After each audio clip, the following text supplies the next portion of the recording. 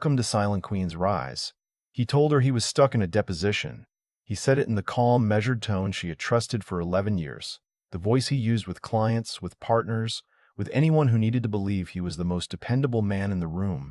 He said it while standing at the hostess stand of Aurelius, the restaurant she had been trying to get a reservation at for 4 months. The one with the hand-painted ceiling and the $40 pasta and the candlelight that turned everything golden. He said it while a woman in a red dress laughed at something he whispered into her ear, his hand resting on the small of her back, with the ease of someone who had done this 100 times before. Eleanor Hargrove saw all of it from a table by the window, 20 feet away, half hidden behind a floral arrangement the size of a small tree. She had arrived early to the hospital foundation dinner, and the dinner was running late, and she had ordered sparkling water and was reading emails on her phone when she looked up and saw her husband walk through the door with someone else. She did not drop her phone. She did not make a sound. She picked up her water glass, took a sip, and watched. That was the thing about Eleanor Hargrove that very few people understood. She had spent most of her adult life learning how to be still. Eleanor Ashton was born the only daughter of Raymond and Catherine Ashton. And the Ashtons were not the kind of family you read about in magazines, because the Ashtons had spent 3 generations making sure no one would ever write about them. Raymond Ashton's grandfather had built a regional hospital network in the 1940s from a single clinic in rural Virginia. His son expanded it into 6 states. Raymond turned it into one of the largest private healthcare systems on the East Coast, 22 hospitals, 48 outpatient facilities, a research foundation, a real estate arm that owned the land beneath half of it. By the time Eleanor was born, the Ashton Family Trust had been quietly compounding for 60 years. Managed by a team of attorneys and financial advisors who had known Eleanor since she was in diapers and who reported to her directly in encrypted emails every quarter. Nobody outside the family knew this. That was policy, not accident. Eleanor had watched wealth dismantle people with the efficiency of a slow-acting poison. Her father's business partner of 20 years had dissolved their friendship the year Raymond Ashton's net worth crossed a number that appeared in a regional business journal. Her cousin married a man who spent the first 3 years of their marriage being charming and the next 2 years in discovery, calculating what percentage of a trust he could argue was marital property. Eleanor's own college roommate, a girl she had loved like a sister, had stopped returning her calls the semester Eleanor accidentally mentioned her family's name to a mutual friend, and the texture of every interaction after that shifted in a way Eleanor recognized immediately and found unbearable. She was 24 when she made the decision. She would live on what she earned. She would tell no one about the trust. She would be a person, not a portfolio. She took a position teaching 4th grade at a public school in Charlottesville, Virginia. $51,000 a year, which she budgeted carefully, not because she had to, but because the discipline kept her honest. She drove a 5-year-old Honda.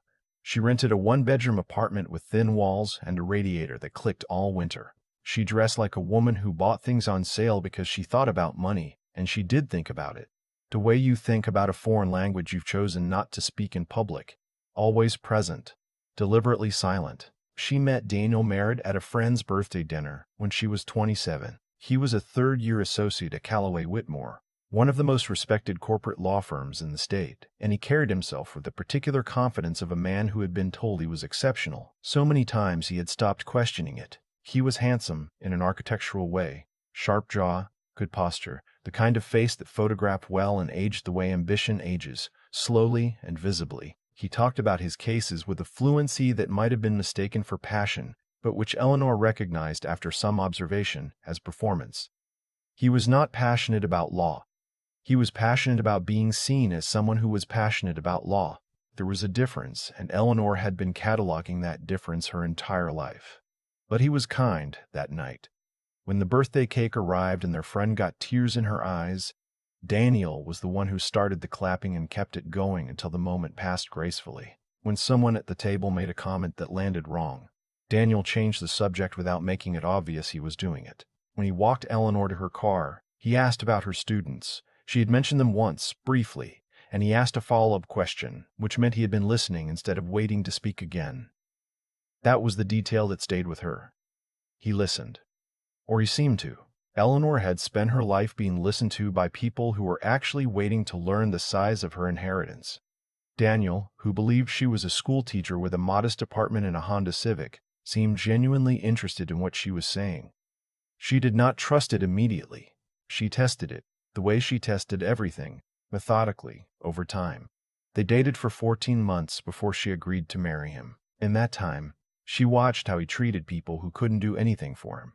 The parking attendant, the waiter who got his order wrong, the dry cleaner who lost a shirt he liked. He passed most of the tests, not flawlessly, but consistently enough that Eleanor, who had spent her adult life expecting disappointment, allowed herself to stop expecting it. They married when she was 29. Small ceremony. Eleanor organized everything. Daniel contributed enthusiasm in a toast that mentioned himself 11 times. She counted. She filed the observation away and chose not to examine it too carefully. The first years followed a pattern she recognized with the clarity of someone who had grown up watching her father read balance sheets. She managed a household. Daniel managed his career. She paid the mortgage from her teaching salary, which she could have done with 1 month's income from the trust. But that was not the point. The point was the test she ran every single day. Would he step up, or would he settle into the architecture she built and mistake her maintenance for the natural order of things? He settled. Quietly, completely, and without apology. She scheduled everything: the mortgage, the utilities, the insurance, the biannual HVAC service, the gutter cleaning in October, the dentist appointments, the vet visits for their tabby cat, Clementine, whom Daniel had wanted, and Eleanor fed and medicated and carried to the car every time. She sent birthday cards to his parents, signed with both names. She remembered the names of his senior partners' wives and asked after them at firm dinners. She tracked Daniel's billable hours during busy seasons and made sure dinner was ready, or ordered, or waiting in a way that required nothing from him. She maintained the social scaffolding of his professional life so seamlessly that he accepted it the way guests accept hotel housekeeping, not ungratefully, exactly, but without any real awareness that a person was doing it. Their daughter, Lily, arrived in year 4. Eleanor took 12 weeks. Returned to work, and discovered upon returning that Daniel had not once in those 12 weeks learned the name of Lily's pediatrician. She wrote it on a notepad by the kitchen phone. He did not notice the notepad. She documented everything. Not for divorce. Not yet, because Eleanor Ashton Merritt had grown up in a family where documentation was not paranoia. It was respect for reality. She kept records of every household expense she paid, every system she maintained, every bill she handled alone. She kept them in a folder on her laptop, backed up to a server her attorneys managed, because she was her father's daughter, and her father never made a move without a paper trail. The trust grew. The quarterly reports arrived. Eleanor reviewed them at her kitchen table at 6 in the morning before Lily woke up, before Daniel's alarm went off. In the 20 minutes that belonged entirely to her, the numbers compounded with the patience of something that did not need to be watched, because it had been designed decades ago, not to need watching. Daniel, who believed his wife earned $51,000 a year and drove a Honda because she was sensible, never thought to wonder how a sensible woman on a teacher's salary never once seemed anxious about money. Daniel's mother, Patricia, visited 4 times a year. Eleanor prepared for each visit with the thoroughness of someone preparing for an inspection. The house was immaculate. Patricia's preferred brand of coffee was in the cabinet. The guest room had the heavy cotton sheets Patricia had once admired at a hotel and mentioned once, 3 years earlier, in a conversation Eleanor had filed and never forgotten. Every detail arranged, every effort invisible. Patricia never acknowledged any of it. "You keep such a lovely home, Eleanor," she would say, and the sentence always carried something underneath it, a clause that was never spoken aloud but was always present. "For a schoolteacher. For someone like you. For a woman my son could have done better than." The exclusion was never dramatic enough to confront directly. A family group text Eleanor was added to 3 weeks after it was created, after she asked. A birthday dinner for Patricia that Eleanor learned about the evening before. Not early enough to make the cake Daniel's mother preferred, which Eleanor had made from scratch the 2 previous years. A conversation about Daniel's career that had clearly been happening for some time before Eleanor walked into the room and watched it stop. "We were just talking about the firm," Patricia would say with a smile that was perfectly warm and perfectly impenetrable. Nothing important. Daniel's younger brother, Scott, carried his own version of the same energy, though his was louder and less refined. He called Eleanor "Professor" in a tone that made the word mean something else entirely. He borrowed money from Daniel and paid it back to Daniel, never acknowledging Eleanor's role in the household finances that made such lending possible. He once, at Thanksgiving, asked Daniel within Eleanor's earshot whether he thought she was really happy being a schoolteacher, as though the life she had chosen was a consolation prize she might not be aware of. Eleanor brought it up to Daniel once. She used measured language. She used specific examples. She told him she felt consistently excluded from conversations about decisions that affected their family, and that she had noticed the pattern for some time and would like to understand his perspective. Daniel looked at her with an expression she had by then catalogued carefully, the face of a man encountering a problem he had already decided not to solve. "My family isn't perfect," he said, "but they don't mean anything by it. You take things too personally, Elle. It's a you thing, not a them thing." Eleanor did not raise it again. She returned to the file she kept in her head, the one that had been growing heavier for years, and she added the conversation to it, and she went back to making Patricia's preferred coffee and sending Daniel's parents' anniversary cards and maintaining the invisible architecture of a life that 3 adults walk through every day without once looking at the walls. She was in Richmond for a week, a professional development conference for school administrators. She had moved into a curriculum coordinator role 2 years prior, which meant she was now managing a team and a budget in 3 different school programs, and still making the same kind of money that people assume school programs, and still making the same kind of money that people assume school teachers make. She called Daniel every evening. He answered, mostly. He sounded normal. He mentioned Lily was staying with his parents, which made sense, which had been the plan. He said everything was fine. On the last evening, she confirmed her return. "Flight gets in at 4:15. I'll grab a rideshare. Don't worry about it. I'll come get you," he said. "Lily's been asking about you every 20 minutes. He was not there." She texted from the gate. No reply. She called from baggage claim. Voicemail. She called from baggage claim. Voicemail. She called again from the arrival's exit. He picked up on the 4th ring and his voice was smooth, already mid-explanation, which meant the explanation had been prepared before she called. Something came up with the Harlan account. "Keely needs me tonight. It's a filing deadline. I can't get out of it. I'm so sorry. Take a rideshare and I'll make it up to you this weekend." Eleanor stood in the arrivals hall with her carry-on and listened to the ambient sound behind his voice. No office noise. No air-conditioning hum of a law firm at 7 in the evening. No keyboard clicking. No distant phone ringing. She heard music. Low, live, the murmur of a crowded room. "Okay," she said. "I'll see you at home." She ended the call. She stood still for a moment, the way she had learned to stand still when her mind was moving very fast.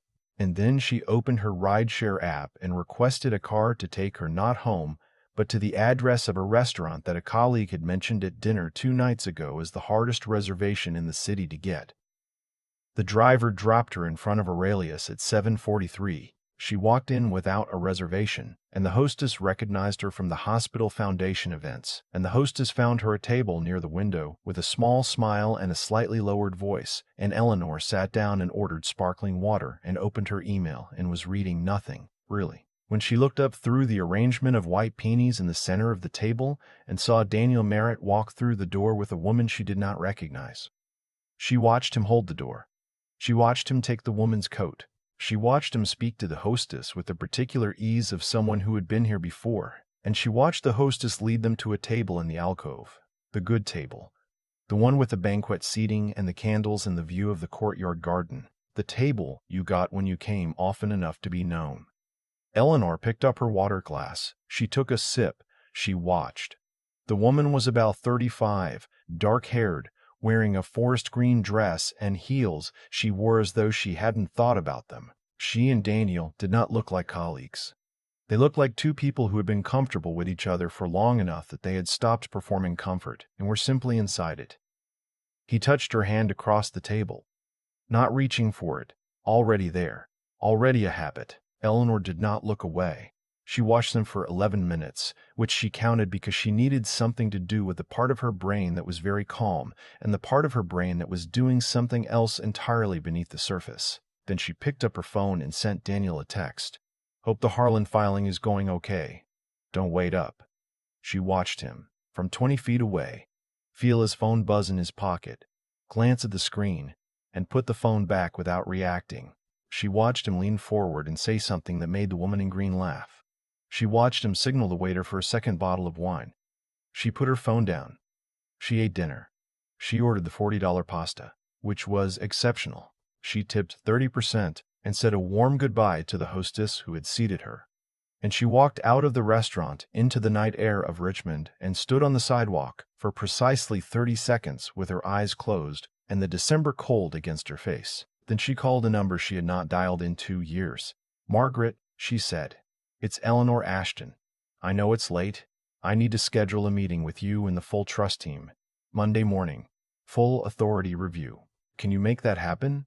Margaret Donnelly had been the chief legal counsel of the Ashton Family Trust for 19 years. She said without hesitation, "I'll have the conference room ready at 9. Eleanor went home. She put Lily to bed. Because she had picked Lily up from Patricia's on the way, she had not, in fact, taken a ride-share home. And Lily fell asleep in the car with her hand wrapped around Eleanor's finger. And Eleanor drove in silence, looking at the road. Daniel came home at 11:15 smelling like wine and a perfume that was not Eleanor's. He said the filing had run long. He said Keeley was a nightmare. He said he was exhausted and was going straight to bed. "Of course," Eleanor said. "Get some rest."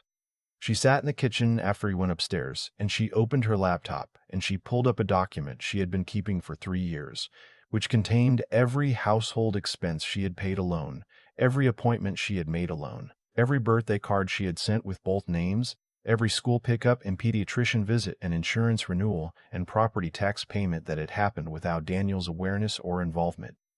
The document was 47 pages long. She reviewed it the way her father had taught her to review any document, carefully, completely, without emotion.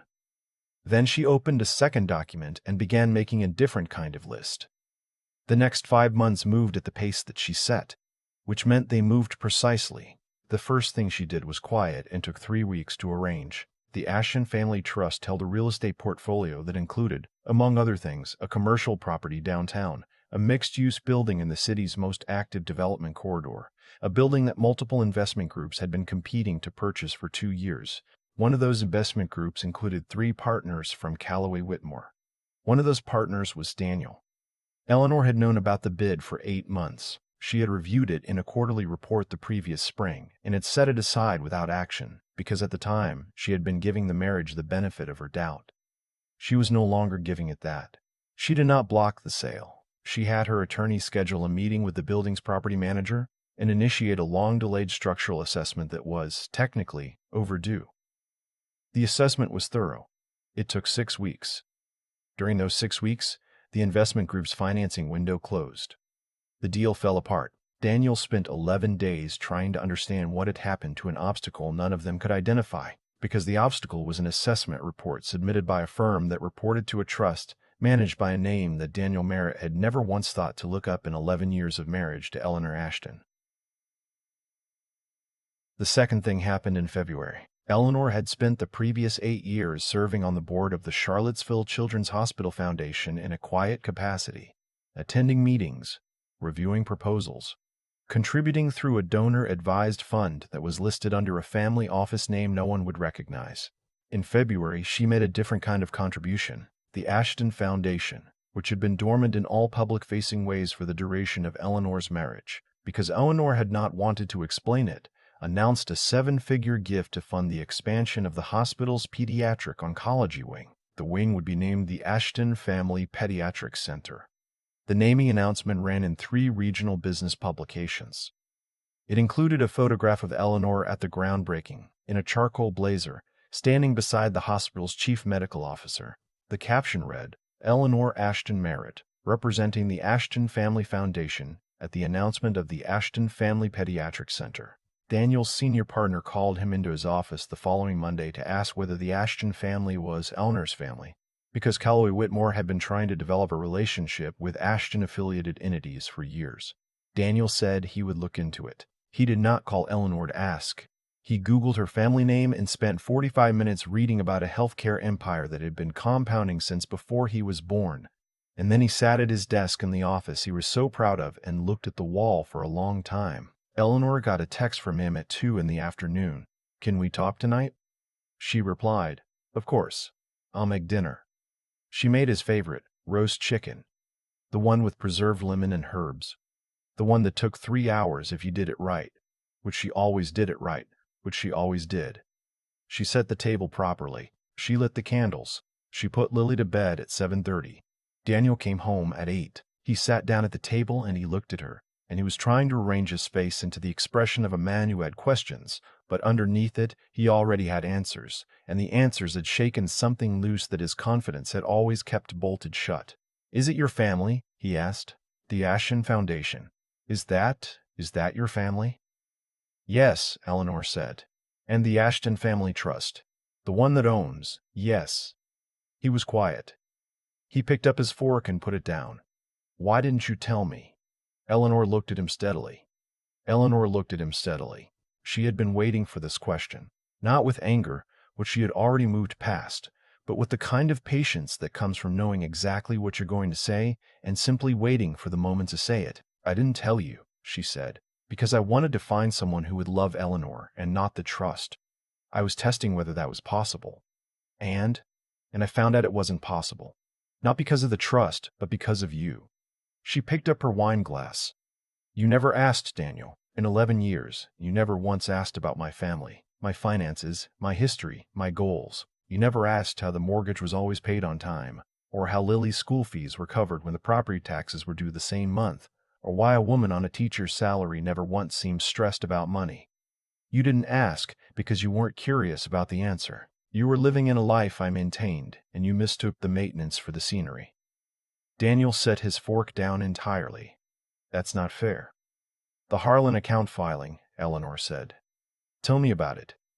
The silence lasted 4 seconds. "The one that kept you until 11 on a Thursday," she said. "I'd like to know which court it was filed in." He did not answer.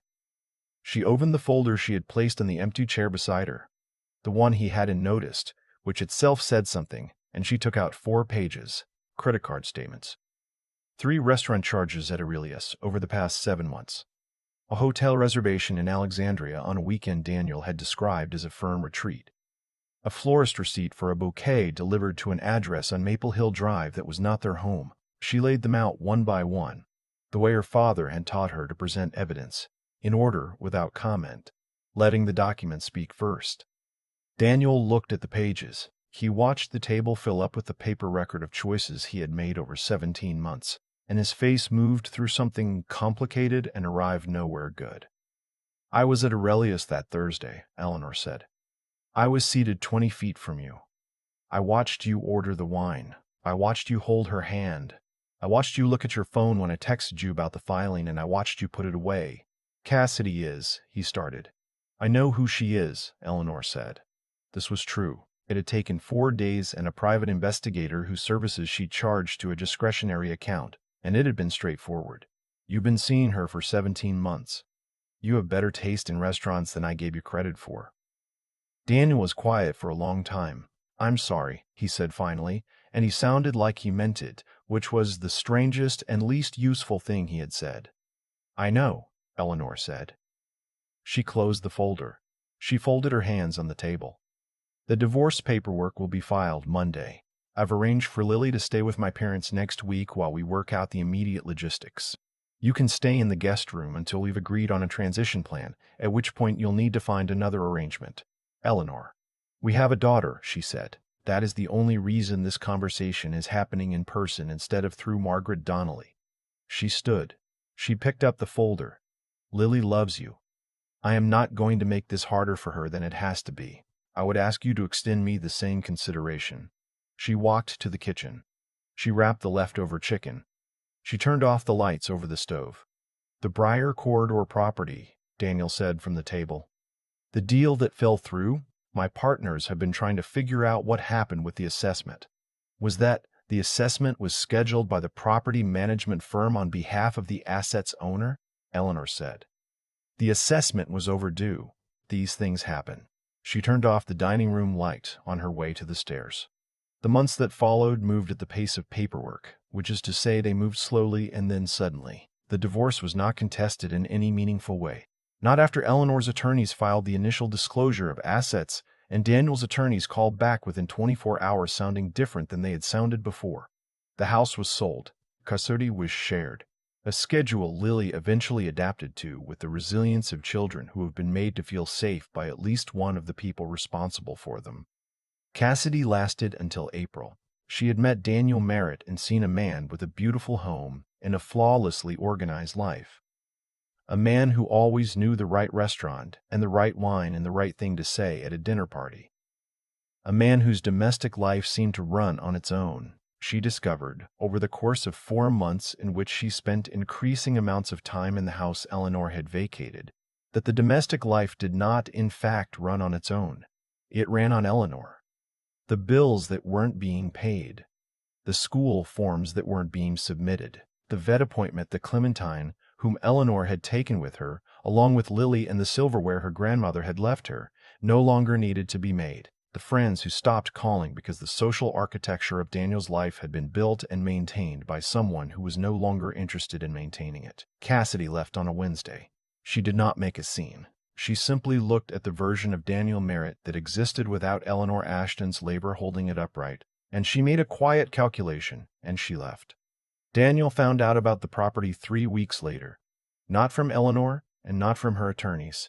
He found out because he had retained a new group of investment partners, and they had done due diligence on the Briar Corridor assets, and they had traced the ownership chain through the holding company back to the trust, and one of the partners, who had done enough research to be genuinely informed, sent Daniel a one-line email. "I think your ex-wife owns the building you've been trying to buy for 2 years. Did you know that?" He called Eleanor on a Sunday morning in March. She was at her parents' farm in the Virginia countryside, the one she had grown up visiting.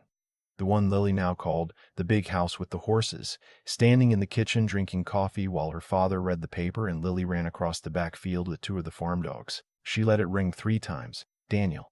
"The Briar Corridor building," he said, and his voice had no performance left in it. Whatever register he usually operated in, the polished confidence of a Callaway Whitmore partner, the easy authority of a man who had been admired his whole adult life. It was gone. What remained was just a man on a phone, asking a question he already knew the answer to. "That's yours." "It's been in my family's portfolio for 14 years, Eleanor said. She heard him exhale. "I've been trying to buy a building from my own wife." "Your ex-wife," she said. "And you didn't know because in 11 years of marriage, you never once asked me a meaningful question about who I was or where I came from or what my family did or why the money always seemed to stretch further than it should have on a teacher's salary." She watched Lily disappear behind the fence, lying with the dogs. "You were not incurious about everything. You were curious about the law and your career and your standing at the firm and how you looked to people whose opinion you valued. You were incurious about me, and I think, if you're honest, you know that those are different things." He didn't answer immediately. "I want to sell you the building," she said. "I want to be clear about that. I have no interest in blocking the deal indefinitely, but it will go to market at fair value and you will go through the standard process like every other qualified buyer, because I am not in the business of extending professional courtesies to people who spent a decade letting their families treat me like a capable inconvenience." "My mother wants to talk to you," Daniel said. "She's been asking. She says she had no idea." "Your mother is a smart woman," Eleanor said. "She had every idea. She simply didn't think the idea would ever matter." She poured more coffee. "If your mother has something genuine to say to me, she knows how to reach me. But I'll tell you what I told you the night we had this conversation in the kitchen. Wanting access is not the same thing as wanting to apologize. The bill on that one has been accruing for 11 years, and I am not in a hurry to settle it. Patricia wants to maintain a relationship with Lily. She will have one," Eleanor said, "on the schedule we've agreed to. That was never in question." She paused. "Lily's relationship with her father's family is Lily's relationship. I'm not going to interfere with it. But Patricia and Scott don't get a relationship with me, and they don't get access to my professional world, and they don't get the warmth I spent 11 years extending to people who were cold back. That particular resource has been reallocated." She ended the call. She set her phone on the counter. Her father looked up from his paper. "Was that Daniel?" Raymond Ashton asked. "He figured out about the building," Eleanor said. Her father made a sound that was not quite a laugh. "Only took him 2 years." Eleanor picked up her coffee and walked to the back door and stood in the open doorway in the cold spring air, watching Lily come back across the field with the dogs and mud on her boots and a stick she'd found that she was carrying like a scepter. That was 6 months ago. Eleanor moved into a house on Keswick Road in April, 4 bedrooms, a kitchen that got the morning light, a garden that the previous owners had planted with lavender and rosemary along the back fence, and a porch that looked south toward the mountains. She bought it through the trust, outright, and it was the first home she had ever owned in her own name without a mortgage, without a joint account, without the small ongoing negotiation of a shared financial life. She did not feel guilty about this. She felt, for the first time in a long time, the specific relief of a woman who has stopped carrying things that were never supposed to be hers to carry. She went back to teaching, not 4th grade. She'd been offered the district's curriculum director position the previous spring and had taken it, which meant she was now shaping what 4,300 children were learning, managing a team of 12, advocating for resources at the state level, and occasionally sitting across a table from school board members who tried to manage her the way people always try to manage women, who were better prepared than they expected. She was exceptional at it, which surprised no one who had actually paid attention to her for the past decade, which was, it turned out, a fairly short list.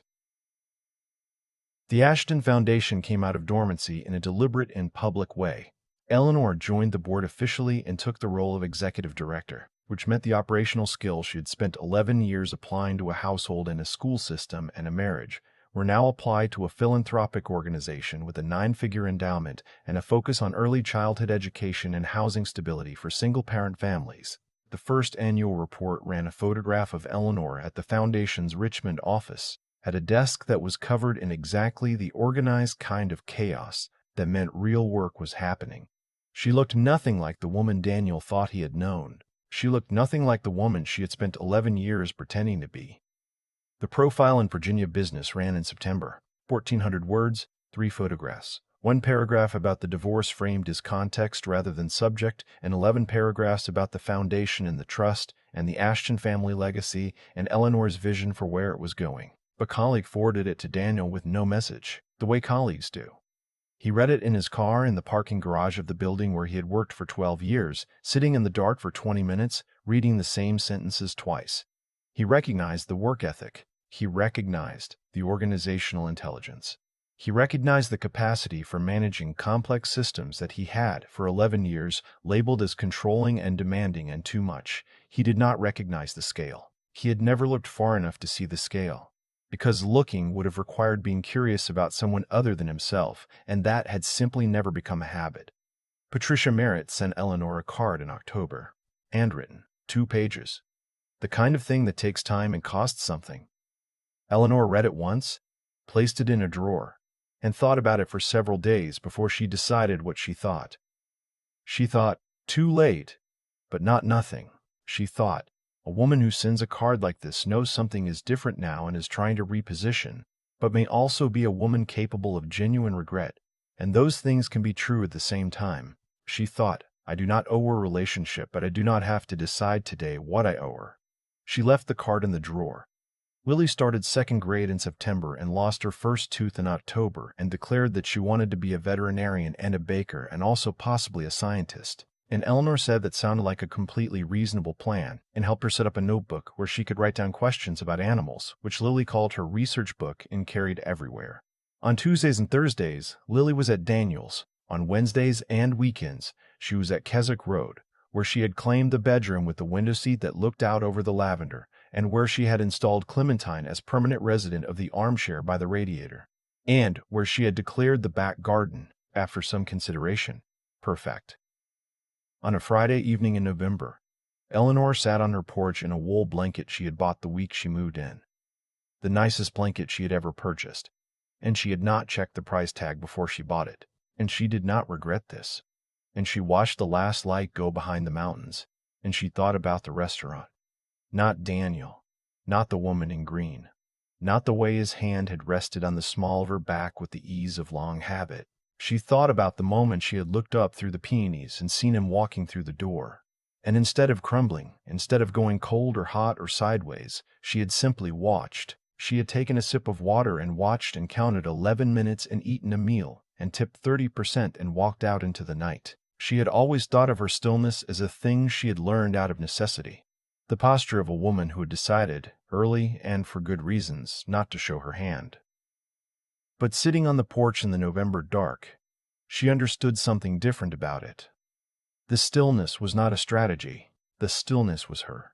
It was the thing under all of it, under the trust and the foundation in the 47-page document and the attorneys and the careful years of testing and the even more careful years of waiting. It was not distance, it was depth. She had hidden her fortune because she was afraid that money would bend everything toward itself, the way it had bent every relationship she had watched her whole childhood.